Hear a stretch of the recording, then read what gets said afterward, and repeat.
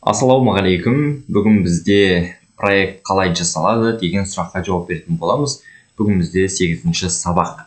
Енді қараңыздар, біз осы күнге дейін не үйрендік? Біз жалпы бірінші сабақта бізде кіріспе сабақ болды, иә? Бізде курста не болады деген сияқты, курсты қалай оқу керек деген сияқты сұрақтарға жауап берген болатынбыз. Екінші сұрақта біз өзіміздің курсқа арналған, осы сайт жасауға, фронтенд саласына арналған өзіміздің компьютеріміз жайлы, ноутбугымыз жайлы, оның характеристикалары жайлы сөйлестік. Сондай-ақ среда разработки жайлы сөйлестік. Текстовый редакторлар жайлы сөйлесіп, оларды өзіміздің компьютерімізге орнатуды үйренген болатынбыз. Одан кейін 3-4 сабақтарда 2 сабақ бойы HTML тілін, язык разметки, оның базасын, основной керек нәрселерін үйренген болатынбыз. Одан кейін HTML-ға қосып тағы да 2 күн бізде 5-6 сабақ CSS сабақтары болды. 7-ші сабағымыз JavaScript-қа арналған болса, енді біз примерно там керекті нәрселердің барлығын примерно біліп қалдық. Енді бізге көбірек практика керек. Енді практика жасамас бұрын, енді бүгін бізде проект қалай жасалады деген сұрақта, қандай папка қалай ашылады, ішінде қандай файлдар болу керек, не болу керек деген сияқты, структурасы деген сияқты сұрақтарға жауап беретін боламыз. Бүгін бізде 8-ші сабақ, және де бізде 9-шы, 10-шы, 11-ші сабақтар біз кәдімгідей сайт жасайтын боламыз. Менімен бірге жасайтын боласыздар. Енді давайте бүгінгі главный сұрағымызға жауап берейік. Проект жасамас бұрын. Допустим, сіз фриланста болсын, или какой-то бір жерде жұмыс істеп жатырсыз, фронтендтан сізге верстка жасау керек. Фронтендтін жасау керек, короче, сайт. Сізге макет берілді, дизайн берілді. И ең бірінші, в первую очередь, сіз папка ашасыз. Папка ашамыз, допустим, давайте нені сайт болсын.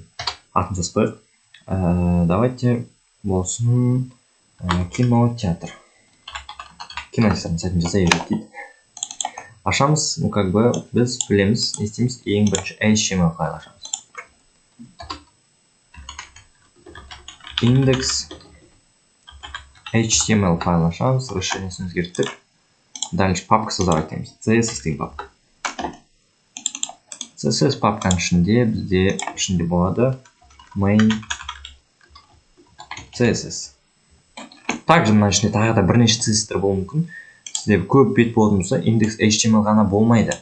Сізде тағы да басқа страничалар болуы мүмкін, потому что сізде индекс HTML главный бет болады.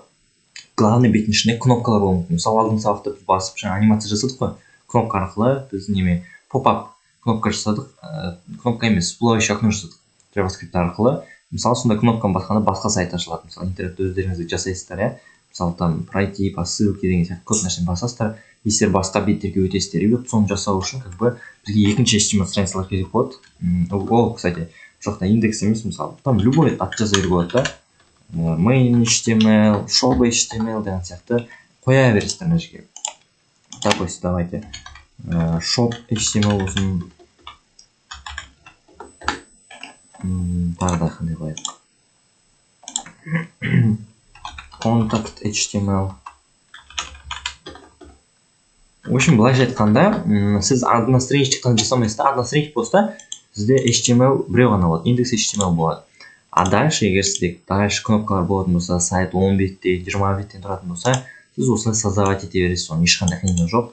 Главное, бір-бірін ссылкамен бірге қосып жалғап қойсаңыз болды. И мыналардың каждыйында отдельный CSS файл болуы мүмкін. Мысалы, мына жерде main CSS бар бізде.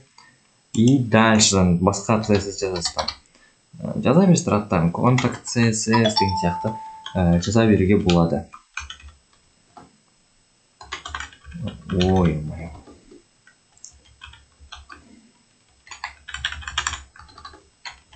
Вот, осылай жаза бересіздер. Бесконечно жаза беруге болады. Кстати, мына ішінде біз келесі сабақтардың бірінде анимация туралы сабақ болады. Сол кезде біз CSS арқылы анимация жасауды үйренеміз. И сол кезде готовый CSS файл бар. Style CSS деген. Или басқа да атын ұмытып қалдым. Осының ішіне саламыз, онда бірге қосатын боламыз. Дальше не бар, біз тағы қандай папка бар? Өзіміз білетін img папкасы болады. img'нің ішінде кәдімгі фотоларымыз, фонның фотолары, там принтген фотолар болады, короче. Дальше бізде, әркімде әртүрлі, но лого деген папка болуы мүмкін.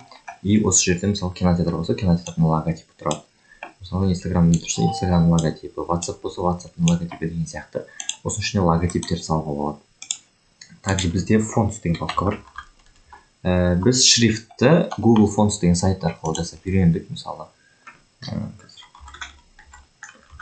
біз шрифтті осылай үйренген болатынбыз негізінде. Google Fonts'тан алып сілтемені қоя салып ше. Мысалы қазір көрсетейін сіздерге. Google Fonts'қа кірейік. Google Fonts сайтына кіреміз. Так. Мысалы мен жақта біз допустим осылай таңдадық и былай копировать етіп біз үйренген болатынбыз. Бірақ бізге кейде бізге скачать ету керек болады. Мысалы давайте скачать біріншісі шығып тұр, соны таңдай салайын. Мысалы осы слайд керек бізге.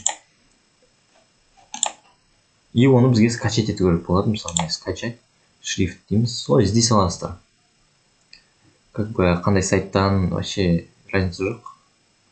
Өзіңізге керек шрифтті аласыздар да, и вот скачать етесіздер. Енді интернетпен проблема болып жатыр қазір. Сәл ақырын жасап тұр, сондықтан да айып етпеңіздер. Барынша түсінікті жасауға тырысып жатырмын. Керек болса янеровканы басасыздар и скачать. Так, мінекей жазылып жатыр бізде. Мен интернеттің өте ақырын істеп тұр екен. Мен өзім түсініп тұрмын, неге олай болып тұрғанын. Істеп тұр, по идее. Кешірім өтінемін. Так, вот. Біздің шрифтіміз жазылып болды.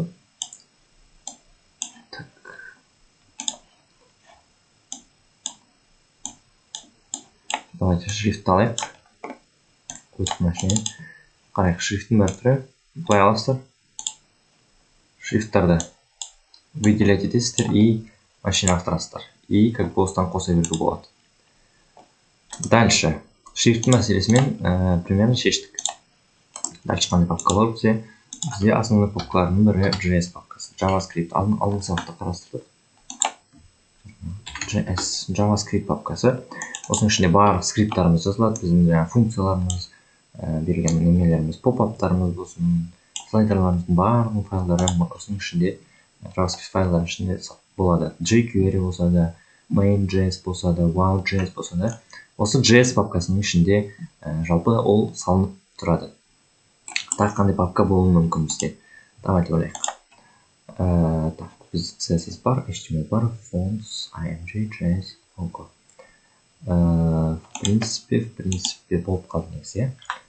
Негізінде осының өзілгі жеткілік негізі. Алғашқыда бірнеше HTML файлдар болуы мүмкін, бірнеше CSS болады, fonts болады, img болады, logo болады, JavaScript файлдар болады оның ішінде. Основной нәрсе ол әрине бастысы ол папкалар емес. Но сізде проект болған кезде барлық осылай түзу рет-ретімен каждый өзінің папкасының ішінде, каждый іріктеліп бөлек тұрғаны дұрыс та. Мысалы, басқа мысал келтіріп көрейік, өмірден алып, мысалы кәсіп болсын, бизнесіңіз болсын, и бизнестің несі болады, кошелегі болады, сіздің кошелегіңіз болады да, екеуі араласып кетсе, уже каша болады. Ақшаны білмей қаласыз қайда кеткенін. Сол сияқты мына жерде әрқайсының өзінің кошелегі дейміз, папкасы болу керек.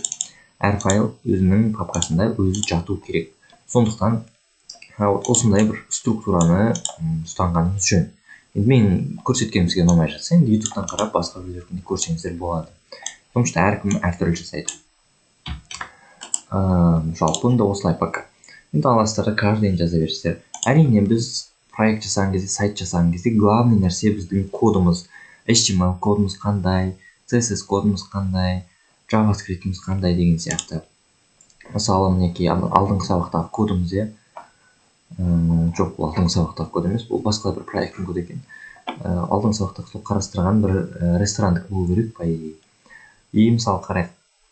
Мысалы код жазған кезде каждый өзінің уровенінде болу керек та. Мысалы бәрі бір жолда болатын болса, ол тоже дұрыс емес. Мысалы JavaScript болсын, каждый өзінің уровенінде бірінің ішінде бірі тұрады. Сол сияқты кодтың да әдемілігіне қарау керек, потому что ол да бір роль ойнайды. Сіздің қандай маман екеніңізге ол да байланысты, потому что визуаль нәрсе ол в первую очередь влиять етеді. Сондықтан осыған да қатты мән берулеріңіз керек. Енді мынаның ішінде, мысалы мына жерде мен сіздерге көрсеткен болдым, лаютта екеуі деп, үшеу деп қоюға болады, мына жаққа JavaScript қойса болады. Мына жерде CSS, JavaScript, HTML. Үшеуін осылай қойып қойсаңыздар болады. Төртеуді қарамаппын, төртеу де болады екен. Бірақ енді үлкейген сайын неудобно кетеді ғой. Былай да болады. Все же екеу все же нормально, по идее. Ауыстырып отырсаңыздар болады. Так. В принципе, бүгінге айтайын дегенім негізінде осы. Бүгінгі сабағымыз қысқа болды. Жалпы проектті ашқанда осылай барлығын рет-ретімен жасай білу керек, жинақ жасай білу керек. Сондықтан да әрмен қарай жұмыс жасайсыздар, көп еңбектенесіздер, сонда результат болады. Қай жақтан заказ алсаңыздар, қай жақтан сайт жасаңыздар, барлығын рет-ретімен әр жазған кодымызды, әр файлымызды өзінің папкасына, өзінің әр кітабымызды өзінің сөресіне деген сияқты барлығын жинақтап салып отыру керек. Солай отырып үйрену керек. Осындай әдет қалыптастыру керек. Код жазған кезде де каждый уровеньмен жазып отыру керек, потому что осының барлығы өте маңызды. Жалпы біз үшін, программисттер үшін. Сондықтан да бүгінгі сабақты қарағаныңызға көп рахмет. Бүгінгі сабақ сізге бір пайдалы болды деген ниеттемін. Иншалла курсымыз абыроймен өткізіліп, барлығымыз жақсы нәтиже аламыз деген сенімдемін. Сау, сәлеметте болыңыздар.